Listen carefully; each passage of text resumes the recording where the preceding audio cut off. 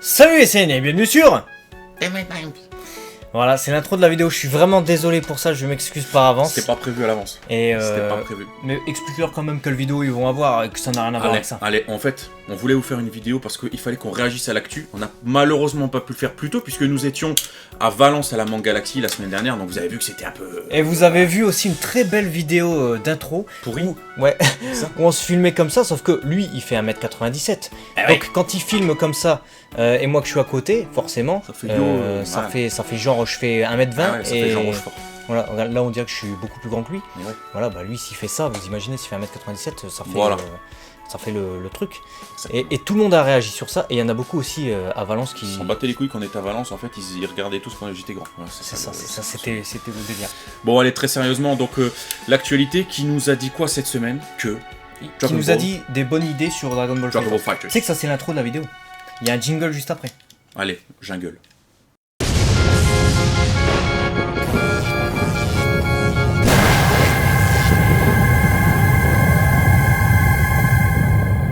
Voilà, vous avez vu le jingle pendant que je jouais avec ce cutter parce que je commençais à avoir envie de lui faire du mal.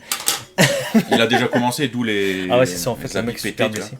Et on va parler de Dragon Ball Fighters, puisque durant notre absence, vous n'êtes pas sans le savoir, il y a eu la bêta fermée qui a été rendue disponible le 16 et 17, donc pile les jours où nous on était à Valence, donc pile les jours où on pouvait pas jouer. Mais heureusement, sur les réseaux sociaux, on avait Sonic, notre community manager, qui a pu vous faire des vidéos et également vous aider pour avoir accès à la bêta sur Facebook notamment. Et on a aussi eu pas mal de nouvelles images et des révélations, notamment sur le magazine Vegem qui va sortir cette semaine. Ouais, et alors on a commencé directement à annoncer la couleur avec un nouveau personnage inédit. C'est pas un nouveau perso qu'on n'avait pas dans la liste des persos jouables jusque maintenant. Ça va être en deuxième partie de vidéo. On nous a dit quoi? Nouveau personnage, design par Akira Toriyama lui-même, Android, cyborg, parce qu'il y en a qui vont faire « Oh mais c'est quoi ?» Non, c'est humain artificiel 21. Voilà, humain artificiel numéro 21, donc Jinzo Ningen Niju Ichigo, donc on connaissait numéro 20, le docteur Gero, et là on a un nouvel humain artificiel, dont on ne sait pas si c'est une cyborg ou une androïde, donc est-ce que c'est une cyborg, c'est-à-dire un humain qui a été modifié pour avoir des parties mécaniques, genre numéro 17 ou numéro 18, ou est-ce que c'est un androïde, donc un robot à l'apparence humaine, comme numéro 16 ou numéro 19, on ne sait pas, mais en tout cas c'est l'humain artificiel numéro 21. Voilà, donc Akira Toriyama, comme on l'a expliqué justement, qui a posé le crayon, qui nous offre donc un Kara design de haute qualité. Franchement, je sais pas toi, moi j'adore déjà une femme. C'est bien d'avoir une femme, on n'est pas tombé encore dans l'exagération. On nous a pas sorti pour faire une caricature à un Jack de Tekken, tu vois, encore dire oh, body bulge. Non, on est parti dans la sobriété, ce qu'Akira Toriyama n'arrête pas de dire vouloir aujourd'hui pour l'œuvre. Voilà, on lui a fait participer, c'est de bon augure. En plus, je sais pas si vous avez remarqué, elle a un Kara design qui est totalement dans le ton des autres humains artificiels. C'est-à-dire que Gero et numéro 19, ils avaient des vêtements un peu flashy, couleurs comme ça, clown, etc. Clownesque, ouais, c'est ça. Et là, on retrouve ça, mais dans la mesure et dans la mode, dans le style actuel. Et Toriyama a toujours regardé des magazines de mode. Il le dit, il regardait les magazines de mode fashion des années de la publication du manga. Et regardez c'était quoi les styles vestimentaires et les coiffures. Et c'est pour ça que Bulma change si souvent de coiffure et de tenue dans tout Dragon Ball. Et là, on sent un style moderne. Ah non, mais c'est ça, totalement libéré, très mode, fashion, jouer avec les couleurs, les opposés, etc. Alors pour parler plus technique, peut-être un peu plus de ce personnage, pas plus technique, le background. On n'en sait pas grand-chose, mais le background du personnage. Alors, qu'est-ce qu'on peut dire? Sur le scan, vous avez des infos, et on sait très bien. Aujourd'hui, on va vous dire, si on a voulu faire cette vidéo, c'est pas pour vous dire, il y a un nouveau perso, vous l'avez tous vu. C'est essayer de vous donner des choses et des indices sur ce qui peut nous attendre, et notamment sur ce qu'on peut y lire. Ouais, alors qu'est-ce qu'on y lit sur ce scan? On y lit que c'est un nouveau personnage qui va apparaître dans le mode histoire, et que elle serait peut-être liée à la résurrection de numéro 16. La résurrection donc ça veut dire que le numéro 16 va avoir une justification à son apparition dans le jeu vidéo Dragon Ball Fighters, et non pas Fighter Z, parce que Fighters en japonais, donc on se doute que ça se prononce Fighters, même si évidemment il y a la typologie avec le Z géant qui fait qu'on peut se poser la question. Et donc numéro 16 va être reconstruit peut-être, et en tout cas elle aurait peut-être un lien avec ça, ce nouveau personnage, donc l'humain artificiel numéro 21, qui est-elle, on ne sait pas exactement, on sait que c'est un humain artificiel, donc peut-être une androïde, peut-être un robot, ou alors peut-être une humaine transformée en cyborg, ou alors est-ce qu'elle aurait un lien avec les cyborgs numéro 17, numéro 18, avec le Dr Gero? En tout cas, on nous dit qu'elle a un cerveau. Elle a l'intelligence qui rivalise avec le Dr Gero. Et c'est quelque chose, parce que si vous connaissez l'œuvre, vous savez à quel point le Dr Gero est essentiel à l'œuvre. Toute son intelligence, aujourd'hui, a servi au développement des Jinzoningen, donc des humains artificiels que l'on connaît aujourd'hui. Donc on se dit, si elle est aussi intelligente, est-ce que, elle émane du Dr Gero? Est-ce que ça serait une copie féminine de lui-même? Est-ce que lui-même aurait dit, bah voilà, au cas où il m'arrive un truc, je me suis copié, je sais pas. On sait pas, il est capable de faire ce genre de dos. Ou est-ce qu'elle était déjà intelligente de base? Voilà, il y a plusieurs questions qui peuvent se poser. Et qui est-elle? Qui est-elle? D'où vient-elle? Elle semble avoir un design et un physique plus mature, en tout cas que par exemple numéro 17 ou numéro 18. Est-ce qu'elle est plus vieille? On sait pas trop lui donner un âge. On sait pas trop. Difficile de toute manière avec des personnages de Dragon Ball, des âges. Et puis ce qu'il faut dire aussi, c'est que bon, certes, elle a une intelligence qui rivalise avec Gelo, mais on nous dit que c'est aussi une scientifique. Donc c'est un humain artificiel scientifique également comme numéro 20. Et si elle ressuscite numéro 16, on pourrait se dire, bah ouais, pourquoi? Est-ce que c'est elle qui est la méchante de Dragon Ball Fighters? Et est-ce que c'est elle qui va créer les clones? Puisqu'on sait que maintenant qu'il y aura des clones, on les voit dans le trailer, des guerriers Z. Est-ce que c'est elle qui va les construire en mode Android, tu sais?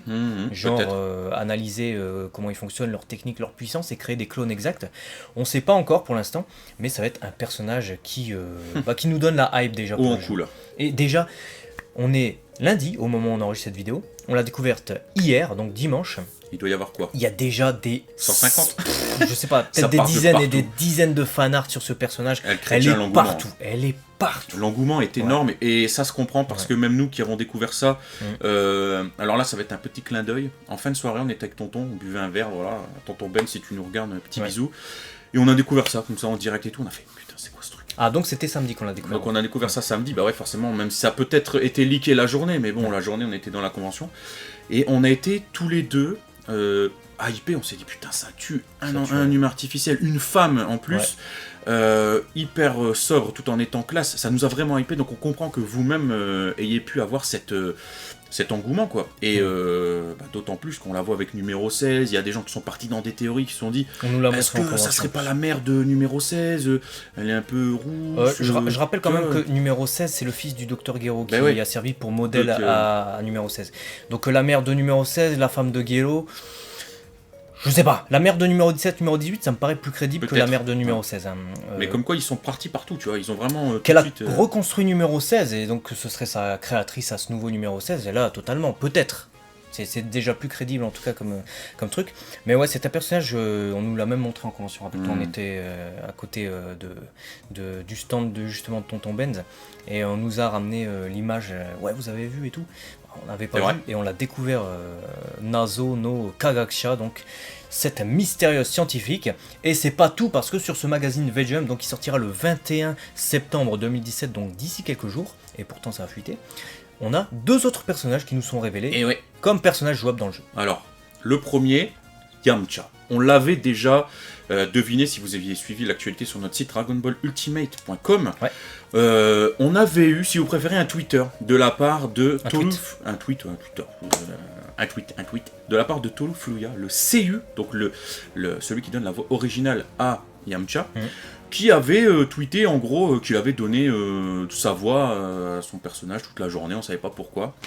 Et quelques mois après, il y a un des fans qui a dit « Ouais, mais tu peux nous dire ce que t'as fait ?» Et il a répondu « C'est un lien avec Dragon Ball Fighters, mais je dis ça, je dis rien. » Donc on savait qu'Yamcha était dans le jeu. Donc on l'avait deviné, effectivement, ça s'avère donc confirmé. Et ben tant mieux, parce qu'il a l'air d'envoyer du bois, on le voit directement exécuter un Shin Loga Huhuken, donc en haut à droite. Le nouveau Loga Huhuken, donc sa technique du loup, la technique des crocs du loup, littéralement.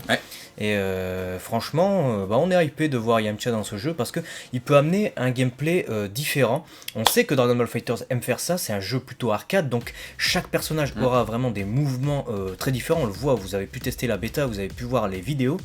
Et c'est ce qui nous hype de voir un Yamcha qui permettra peut-être d'enchaîner des combos de malades. Parce qu'il y a des personnages moi je vais enchaîner les combos de malades qui combattent à distance, comme Frieza par exemple.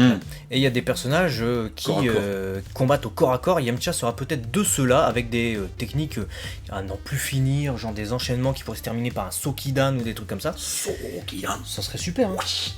Et on aurait Tenshinhan. Et on aurait Tenshinhan parce que c'est donc le deuxième perso à avoir été officiellement dévoilé dans ce V-Jump. Alors, première surprise, c'est qu'on s'est dit, ses vêtements, il a le Dogi donc qu'il porte dans Dragon Ball Super. Et dans la résurrection F, Battle. Bon, pourquoi pas, hein, c'est pas le problème, mais comparativement, on a Yamcha qui lui porte son Dogi période Saiyan. On a numéro 18 qui revêt ses vêtements de sa propre période, hein, donc la période Jinzo Ningen et Cell. Jeu artificiel. Donc on s'est dit, what? Pourquoi ne pas découvrir un deuxième costume alternatif de numéro 18 avec son jogging rose Lacoste, son jogging Lacoste. Et là, c'est ça, son jogging Lacoste. Donc en fait, on se dit, tiens, on aurait cru par rapport, pour avoir un truc homogène, on aurait cru un truc logique. Un truc logique. On aurait dû voir Tenshinhan avec son truc vert et tout, machin. Ou alors avec son débardeur ou torse nu comme période Saiyan. Parce que Yamcha est période Saiyan, hein, vous avez remarqué. Kulilin, lui, revêt la même tenue que durant la période Saiyan, donc on pourrait se dire, ça va. Numéro 18, numéro 17 comme tu l'as souligné, et les autres personnages un peu aussi période plutôt Z. On s'attendait pas à voir nécessairement du Super avant de voir les Super Saiyan Blue confirmés, puisqu'on sait maintenant qu'il y a Vegeta, Goku Super Saiyan Blue qui sont dans le jeu, on sait qu'il y a Golden Frieza également, et Tenshinhan a pour particularité, évidemment c'est technique spéciale, on retrouve le Shinkikoro, on retrouve ces magnifiques techniques qu'on aime tant et dont on espère qu'elles seront plus nombreuses que dans Dragon Ball Super. Plus puissantes aussi. Et on a surtout l'assist d'un autre personnage en plus. Et alors, mais de qui Tenshinhan peut-il être assist? Chaozu évidemment, qui permettra de paralyser momentanément l'adversaire pour que Tenshinhan attaque. Ce qui est plutôt une bonne idée. C'est top. Parce que l'en faire un perso à part entière, quand déjà tu sais que numéro 17 est l'assist de numéro 18, à mon plus grand désespoir. Après, ils switchent pour faire leur technique à deux, etc. C'était logique de savoir qu'il allait en avoir d'autres. Et quoi de mieux que de voir Chaozu être l'assist de Tenshinhan, ça peut être pas mal. D'ailleurs, en attendant de voir ces personnages qui seront prochainement dévoilés en vidéo, je n'en doute pas, puisque dernièrement on nous a dévoilé en vidéo des personnages qui sont sortis, qui ont été annoncés il y a déjà plusieurs semaines, Piccolo, Krillin notamment. Donc là vous aurez certainement numéro 21, Yamcha, Tenshinhan avec l'aide de Chaozu, qui seront dévoilés en vidéo prochainement. Donc regardez le site Dragon Ball Ultimate, on vous a mis des liens en description pour pouvoir voir des vidéos qui ont été tournées ce week-end, parce qu'elles sont nombreuses, et vous pourrez voir un peu le gameplay, les costumes alternatifs. Il y en a des biens, il y en a des moins bien, on va pas se mentir. Des merdiques, c'est ce que tu cherches aussi. On va pas se mentir. Et dites-nous justement qu'est-ce que vous pensez de ces nouveaux personnages et qu'attendez-vous du gameplay de ces persos et aussi peut-être du mode histoire. Là, avec l'annonce de numéro 21, effectivement, le mode histoire prend un tout autre intérêt et une consistance qui était loin d'être prévisible. En tout cas, on pensait que ça allait être du pur fight, sans forcément d'inédit. Un contre un, tu fais ennemi après ennemi. Là, ça prend un intérêt différent. Donc, on a vu le trailer, on a vu les clones, etc. On s'est dit, ok, ça a l'air sympa, mais bon, c'est pas... Et puis là, nouveau personnage. Bim. Qu'est-ce que vous en pensez? Dites-le nous dans les commentaires. Nous, on est super curieux de vous lire. En tout cas, on voit sur les réseaux sociaux que ça fait l'engouement. On veut savoir si vous, sur YouTube, c'est pareil, ou si pas du tout, vous en foutez de ce nouveau personnage, dites-le nous. Et n'hésitez pas à partager la vidéo justement pour faire partager ces informations. Et également, montrer à vos potes les nouveautés de Dragon Ball FighterZ qui va débarquer en février 2018. Et en tout cas, abonnez-vous aussi à notre deuxième chaîne J-Connection, parce que lorsque le jeu débarquera dans nos contrées, on sera... sur le dos. Et ce sera sur cette chaîne-là que ça va se passer, donc lien en description. Et puis on vous dit à très très vite. Matane. Ciao.